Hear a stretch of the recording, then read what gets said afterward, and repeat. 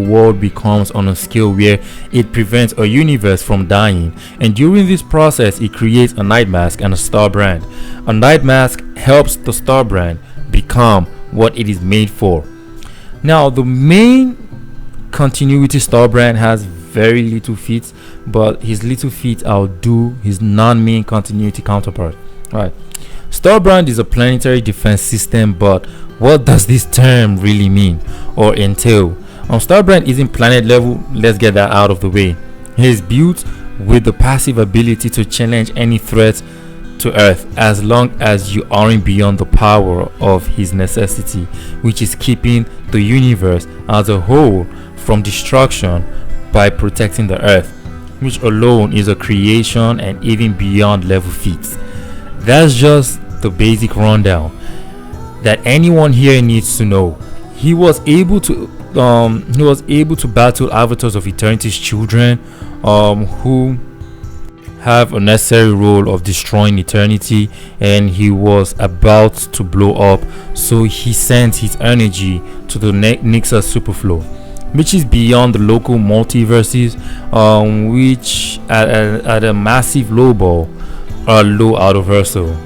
Then you have the spaces between universes, which is beyond such infinite expansion spectrum as an out of Verso void of nothingness. Then beyond that is where the machines for the universes or local multiverses are kept within the idea dream space of conceptuality, which is out of Verso Plus. Night Mask is weaker than Starbrand, but was able to fight, but did not win against an avatar of the in-betweener, and was able to evade attacks from Eternity's children. Starbrand was able to one-shot the Hulk and BFR him so quickly no one really realized or saw what happened, but knew the Hulk was floating in space. That happened in like a single panel. What am I talking about? A panel, like in a panel, like on a page. Yeah, one panel, bro. Hulk got one shot. He was able to tank a full-blown attack from Thor while very inexperienced, and the attack didn't hurt the slightest. I wonder how many characters in fiction can survive such. It took a full-on combined attack from Thor, Hyperion, and Hulk and wasn't damaged at all, but rather says he was holding back. Beating the Avengers all at once is a whole creation feat on its own, right? The incursion was powerful enough to draw the attention of the Father Beyonder's race after a few hundreds of thousands of universes remained. This is the so-called Secret Wars, but this was happening to the local multiverse, which Starbrand of that reality, the Avengers world reality, was able to kill one builder, which was a Beyonder, by exploding. Starbrand ranges from Auto Plus to High Auto Plus depending on the threat, and likely even baseline boundless. Now as for Naomi, this is where things get interesting. First thing first is that she was able to stalemate current Black Adam, right? Who is stronger than the current state of the Justice League Dark, which is still high Auto Plus. Not, I won't say the entire the Justice League Dark, but like he's literally extremely powerful. Like his magic is even like admired by the likes of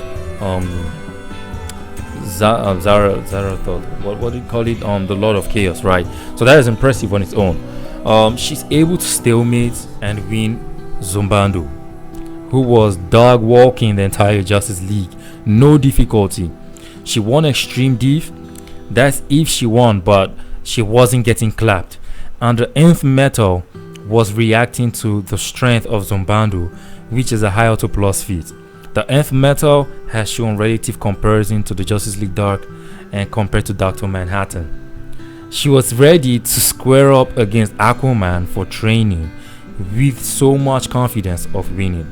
She was able to beat and dog walk Cyborg Superman, who has given Superman quite a hard time on his own.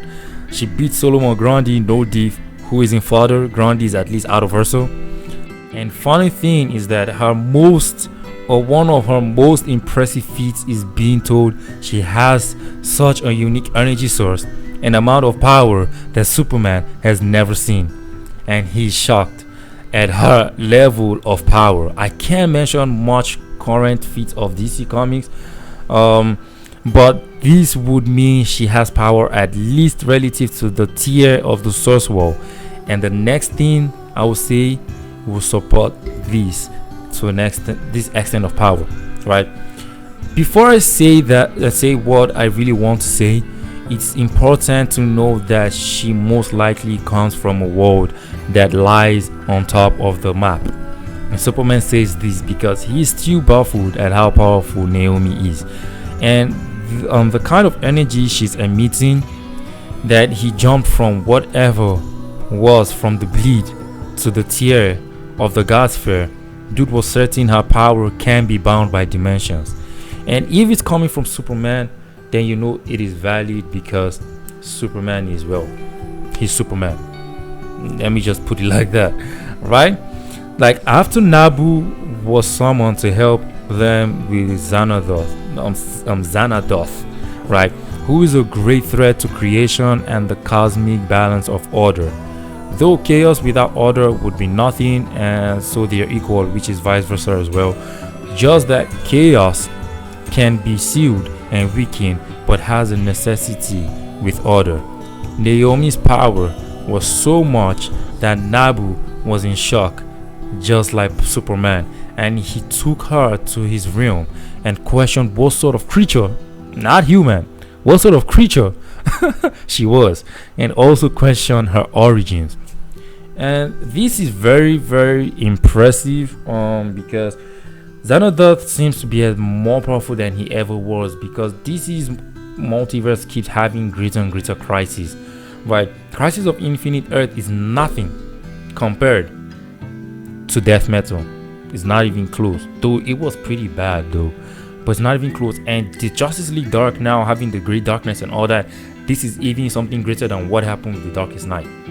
The only thing in creation that's still greater than every war is the war Lucifer waged against heaven. But aside that means Xanadoth was at its most powerful, and she was a fucking threat. Like Nabu was weak compared to Xanadoth, because the world was going completely out of order and into disorder, which means more chaos, and chaos triumphed over him. So for the fact that Nabu before was rivals to this great chaos, which is a creation feat, and then this chaos is now more powerful than this same Nabu, who could slap Phantom Stranger, beat Constantine, make Swamp Thing flee for his life, and so much great shit, right? Is amused by what kind of creature Naomi is. Like her power is beyond his understanding, right? So Naomi's power can amplify magic, which is insane. Basically, she amped Nabu from being weakened. Not even weakened. Nabu was not weakened, he was just weaker than Xanadoth, because I explained earlier the balance of chaos and order. And the Lord of Order sees her as a great threat than Nabu. Yeah, the dude is like, this girl, right? She does this casually without running out of power. The likes of the Justice League Dark couldn't do shit. So she scales above their base stats, and their base states, which are all high ultraversal plus. I also have a theory that her power may be used to stop the Great Darkness as an amp for the other heroes, and I'm definitely sure that is what she is, because if all these being Superman, everyone is shocked at what kind of power she has, a unique energy. That unique energy should be something from the source itself. Then the source and the Great Darkness are equal, so the agents of the Great Darkness should get ready to face Naomi. And I think Naomi will amp everyone with and Naomi will be like an agent of the source, the same way you have Darkseid, Empty-Hand, and all these people who are agents of the Great Darkness. And she will amp all the heroes, because I'm sure they're gonna come back.